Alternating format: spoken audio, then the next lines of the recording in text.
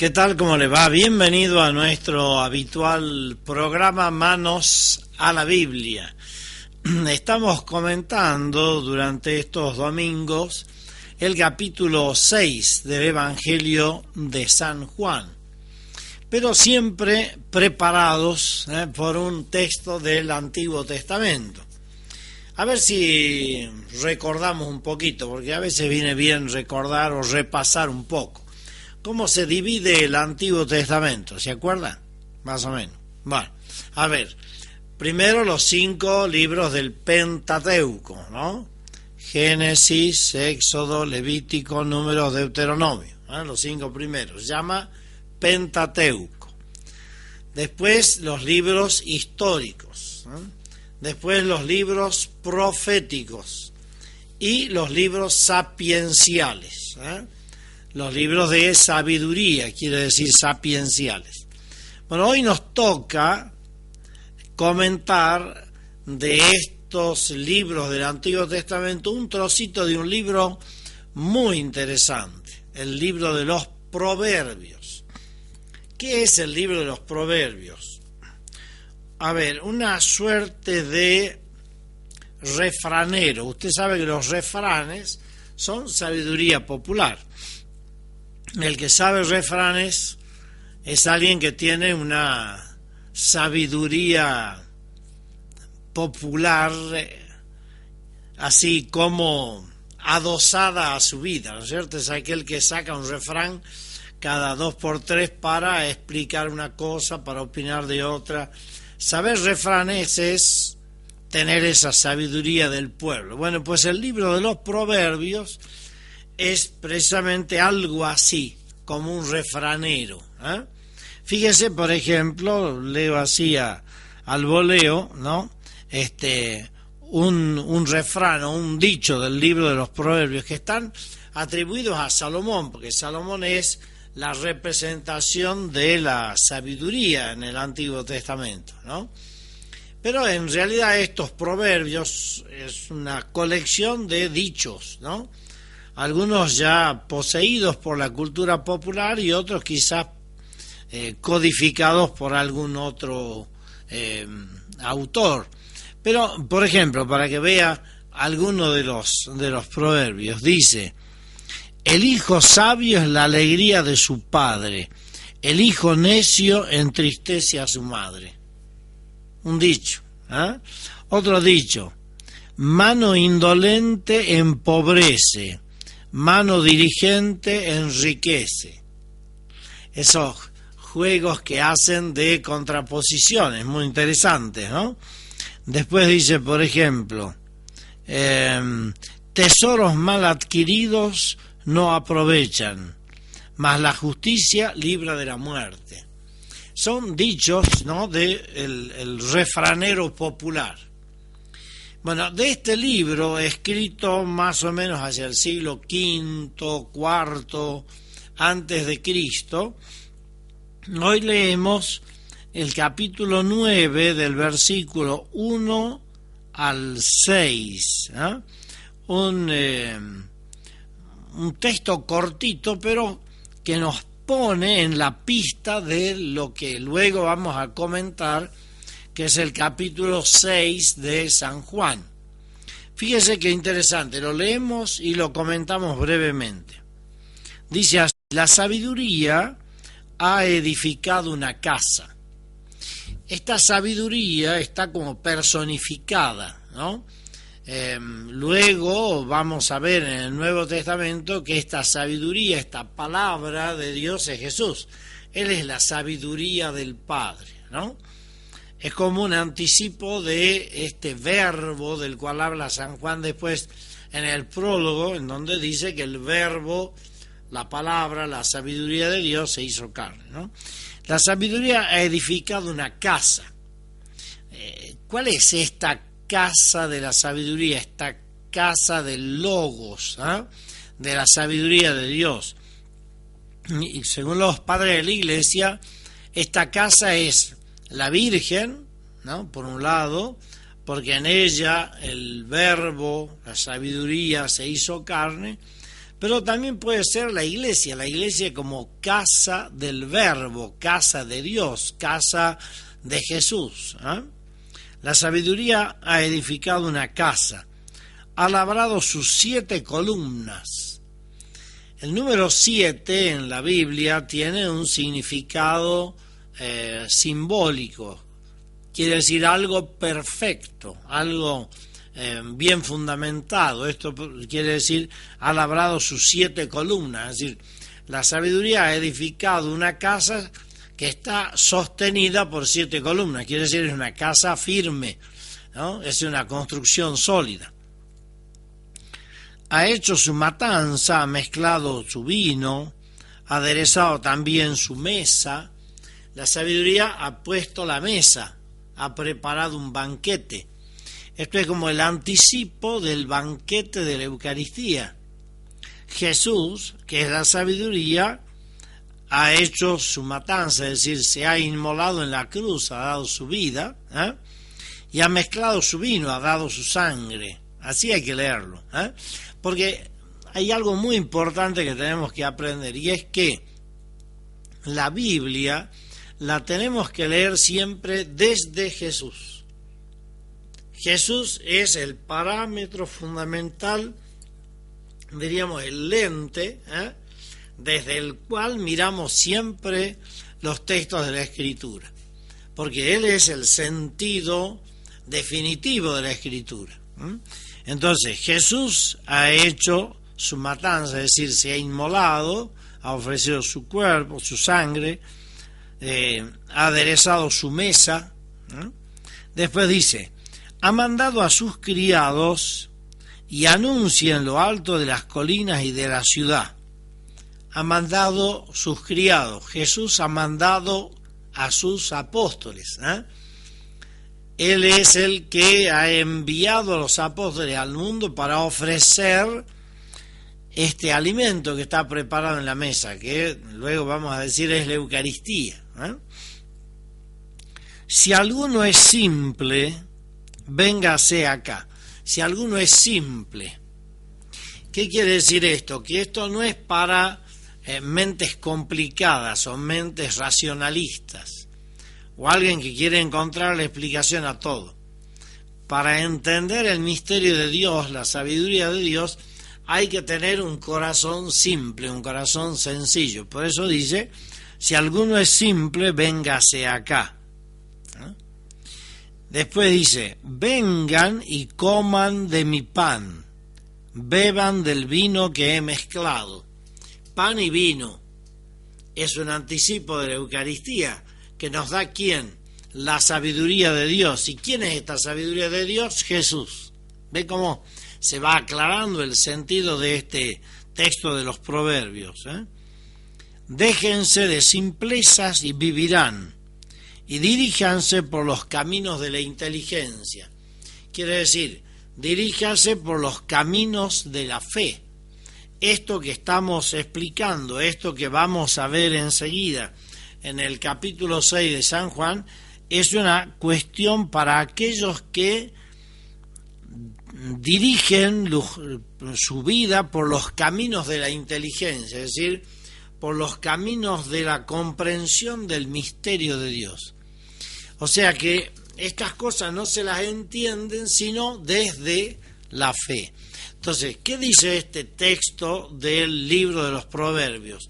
Y nos está diciendo que la sabiduría de Dios, Jesús ha preparado un banquete, pan y vino, para acercarnos la vida que viene de Dios, la sabiduría que viene de Dios, que no es algo abstracto, algo teórico, algo energético, sino que es una persona, porque la sabiduría de Dios es Jesús.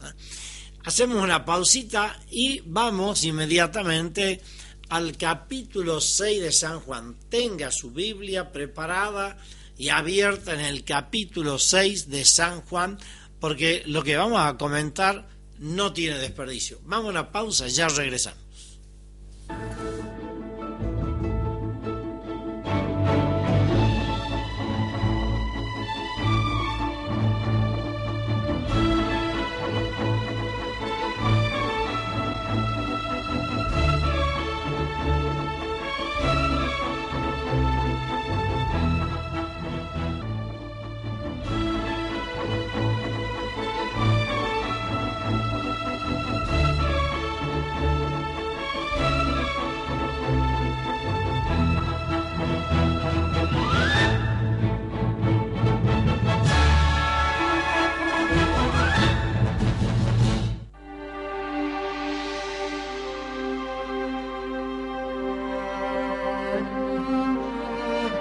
Dios no te preguntará qué modelo de auto usabas. Te preguntará a cuánta gente llevaste. Dios no te preguntará los metros cuadrados de tu casa. Te preguntará a cuánta gente recibiste en ella. Dios no te preguntará la marca de la ropa en tu armario. Te preguntará a cuántos ayudaste a vestirse. Dios no te preguntará cuán alto era tu sueldo. Te preguntará si vendiste tu conciencia para obtenerlo. Dios no te preguntará cuál era tu título. Te preguntará si hiciste tu trabajo con lo mejor de tu capacidad. Dios no te preguntará cuántos amigos tenías. Te preguntará cuánta gente te consideraba su amigo. Dios no te preguntará por el color de tu piel. Te preguntará por la pureza de tu interior. Dios no te preguntará por qué tardaste tanto en buscar la salvación. Te llevará con amor a tu casa en el cielo y no a las puertas del infierno. Dios no te preguntará a cuántas personas compartiste este mensaje. Simplemente te preguntará si te dio vergüenza hacerlo.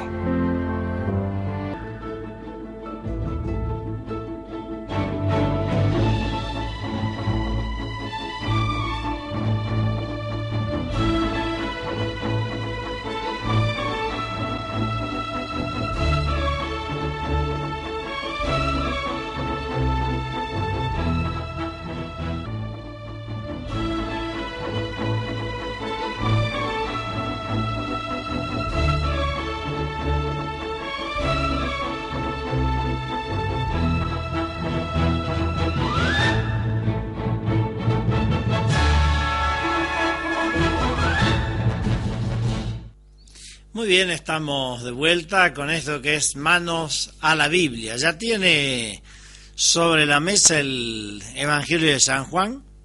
¿Sí? Ya lo ubica, ¿no? Supongo. Mateo, Marcos, Lucas, Juan. Ábralo en el capítulo 6. Capítulo 6, que es el capítulo que estamos leyendo todos estos domingos.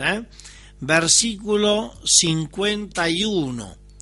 Es el discurso del pan de vida, capítulo 6, versículo 51, hasta el 58 vamos a comentar. Yo voy a ir leyendo y comentando para que usted lo pueda ir siguiendo y comprendiendo.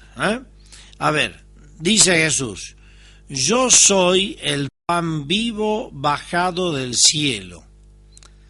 Yo soy. Yahvé suena, yo soy. Quiere decir que Jesús es Dios. Y dice pan vivo, el pan que da la vida, el pan que alimenta, el pan que da fuerza. La vida indica movimiento, dinamismo, fuerza, energía. Yo soy el pan vivo, bajado del cielo, un poco por aquello del maná, ¿se acuerda? Que los judíos decían, Moisés nos dio el pan bajado del cielo, que era el maná. Bueno, Jesús dice, yo soy el pan bajado del cielo. El que viene del cielo soy yo. Dice, si uno come de este pan, vivirá para siempre. Esta vida que nos da el Señor no es una vida para acá, simplemente, que es una vida eterna.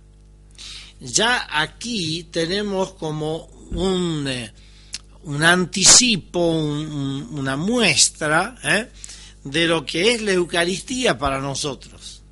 La Eucaristía es pan de vida, pero de vida eterna, de una vida que no se terminará jamás, que empieza acá y con la muerte llega a su plenitud. Por eso Dice, yo soy el pan bajado del cielo, ¿no? Dice, el pan que yo le voy a dar es mi carne para la vida del mundo. Pan para la vida y del mundo, es decir, de todos, no es para algunos, es para todos. Fíjese que dice, por la vida del mundo. Quiere decir que Jesús da la vida para que nosotros tengamos vida. Este texto parece ser, o estas frases de Jesús, que no fueron comprendidas exactamente por los judíos. Y aquí hay una observación muy interesante que hacer, porque fíjese cómo dicen los judíos, ¿cómo puede darnos a comer su carne?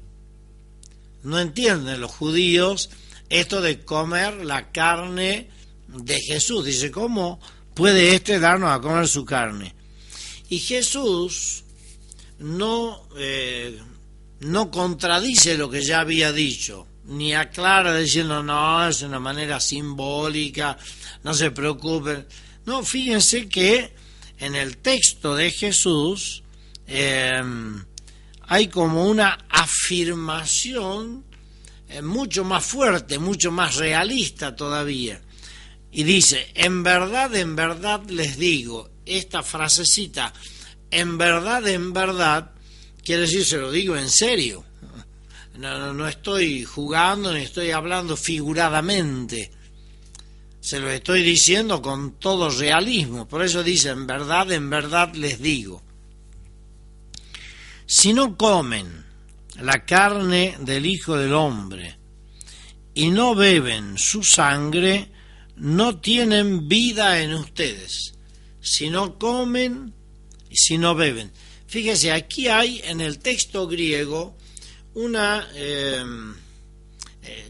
cambio de verbo muy interesante. Cuando dice, si no comen la carne del Hijo del Hombre, no beben su sangre, usa el verbo phagein. Phagein quiere decir comer, simplemente, no tiene ningún sentido más específico, comer, si no comen. Pero después, fíjese, cuando en el versículo 54 reduplica la afirmación, dice, el que come mi carne y bebe mi sangre tiene vida eterna. El verbo que usa aquí en el versículo 54 es otro verbo, trogein, jotrogon, dice el que come. ¿Y qué es trogein en griego? Trogein es masticar, es el verbo que se usa para señalar precisamente esta acción de masticar, cuando uno hace ruidito cuando mastica, cuando tritura el alimento con los dientes. Esto es trogein. Entonces, no es que en este texto haya una cuestión así figurativa, simbólica, que la Eucaristía es como un símbolo. No. Jesús está reafirmando el realismo de esta comida, ¿no? Y dice, el que come mi carne y bebe mi sangre tiene vida eterna. Está haciendo referencia directamente a la Eucaristía. Hay que saber, y aquí hay un detalle muy interesante, que San Juan no describe la última cena. Los otros evangelios, Mateo, Marcos y Lucas, narran la última cena del Señor. Pero San Juan no. San Juan, en el lugar, diríamos, de la última cena, pone el gesto de Jesús, que fue el de lavar los pies. Juan, capítulo 13. Pero en el capítulo 6, todo el discurso es un discurso eucarístico. Es como que San Juan, en vez de relatar la última cena, que ya está relatada por los otros 3 evangelistas, él quiere reflexionar, profundizar el tema precisamente de la Eucaristía. Y nos hace ver que hay que comer, que lo que comemos es la carne y la sangre del Hijo del Hombre. Fíjese, cuando dice, si no comen la carne, el término carne que usa el texto griego, sarx, quiere decir la persona. Para el judío, para la mentalidad judía, no hay en el hombre esa división que nosotros hacemos de cuerpo y alma, ¿no? O de carne y espíritu. No. Para el judío el hombre es una unidad. Entonces cuando dice carne, dice el hombre. Y el término sarx quiere decir el hombre en su debilidad, en su condición de ser débil. El hombre es un ser débil, ¿no? Entonces, si no come la carne, y cuando Jesús dice después en el versículo 54, el que come mi carne, y repite el mismo término, quiere decir el que come mi persona, está hablando de una comunión muy íntima. Quizás esto lo tengamos que entender en el contexto de los pueblos árabes, digamos de los pueblos del Medio Oriente. Para alguien del Medio Oriente, comer, ¿no?, con alguien es entrar en comunión con esa persona, es ser amigo, ¿no? Por eso que no cualquiera entra en la casa para comer, tiene que ser alguien que es muy amigo. Cuando Jesús comía con los fariseos, o comía con los publicanos, o comía con los discípulos, quiere decir, se establecía allí una relación de amistad muy cercana. Entonces, ¿qué es esto de comer la carne del Hijo del Hombre? Es la común unión, una unión íntima con Jesús, de tal manera que Él nos va transformando. Por eso dice, el que come mi carne y bebe tiene vida, yo lo resucitaré, tiene vida eterna, yo lo resucitaré en el último día. Quiere decir, vamos a ser transformados por Él.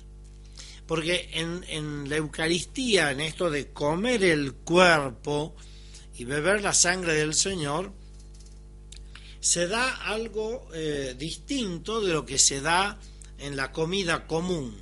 En la comida común, eso que comemos se transforma en cuerpo nuestro, en energía nuestra, diríamos, en parte de nuestra vida.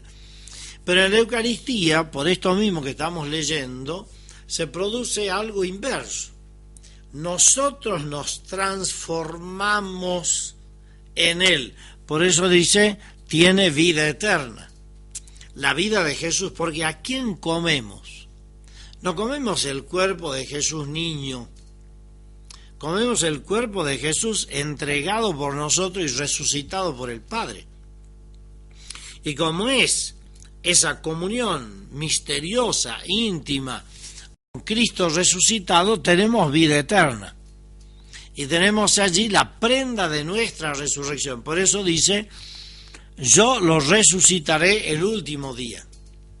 Y fíjense, para hacer ver a estos judíos que discutían, ¿no?, si es que Jesús podía darle de comer su carne, Jesús les dice en el versículo 55, como para reafirmar aún más, esto nos está haciendo ver el realismo de las palabras de Cristo y cómo la Iglesia esto lo ha interpretado siempre como la Eucaristía que comemos.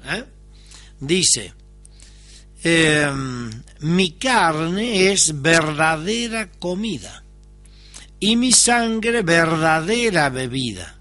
Y repite, el que come mi carne y bebe mi sangre, permanece en mí y yo en él. Esto de la permanencia es también otro dato muy de San Juan. Acuérdense el capítulo 15, la vid y los sarmientos, se ubica. Jesús dice, el que permanece unido a la vid, el sarmiento tiene que permanecer. Esto de permanecer quiere decir la perseverancia en la comunión. Sé que el que come la carne del Hijo del Hombre y bebe su sangre, es decir, el que comulga, vive una comunión tan íntima que es una comunión en la cual se permanece. Ya no me puedo desprender de Jesús, el que permanece. Y dice, mire, esto también es sumamente importante, el versículo 57, dice: lo mismo que me ha enviado el Padre, y yo vivo por el Padre, también el que me coma vivirá por mí. A ver, este por tiene dos sentidos. Un sentido que puede llamarse causal y un sentido final. A ver, ¿qué quiere decir esto? El que me come vivirá por mí, quiere decir a causa mía. El que nos da vida es Jesús. El que nos da vida eterna es Él. Por eso viviremos a causa de Él. Él es el que causa en nosotros esa vida que permanece hasta la vida eterna. Que no es como el maná, ese pan que comieron sus padres y murieron, dice Jesús en el versículo siguiente, sino que es un pan que nos va a hacer vivir para siempre. Entonces, ¿de dónde viene esa vida para siempre? De Jesús resucitado, a quien comemos. Él es el pan por el cual vivimos, la causa de esta vida eterna. Pero el por también indica finalidad. Vivir por quiere decir vivir para, vivir en función de. Lo decimos en nuestro lenguaje común cuando una mamá dice, yo vivo por mis hijos. Quiere decir para, que de su vida hace una entrega a sus hijos. Bueno, aquí cuando Jesús dice, el que me coma vivirá por mí, quiere decir que el que come la Eucaristía vive para Jesús, vive por Él, para Él, pone en Él su mirada, su corazón, sus pensamientos, etc. Como alguien que se enamora, que vive por su amor, vive para la persona que ama. Entonces, ¿qué quiere decir aquí? El que coma vivirá por mí. Que el que comulga tiene una vida eterna que viene de Jesús. Y el que comulga vive para Jesús. Vive para entregarse a Él, para estar por Él y para Él continuamente. Por eso dice, este es el pan bajado del cielo, no como el que comieron sus padres y murieron. El que coma este pan vivirá para siempre. Qué importante es esta comida, en la mesa de la sabiduría, es decir, en la mesa de Jesús, que se nos ofrece cada domingo en cada misa. La Eucaristía, esto de comer, tragar, masticar la vida de Jesús, la persona de Jesús, misteriosamente en nosotros, es realmente algo de lo cual el cristiano no puede prescindir. La Eucaristía es central. Y terminamos haciendo una comparación en las frases que nosotros muchas veces decimos. Cuando queremos mucho a un chiquito, por ejemplo, ¿cómo decimos? ¡Ay, si me lo comería! Quiere decir, estoy expresando el deseo de tenerlo dentro mío, por el amor que le tengo. Bueno, pues, si amamos a Jesús, diríamos también, si me lo comería. Y realmente lo comemos cuando comulgamos.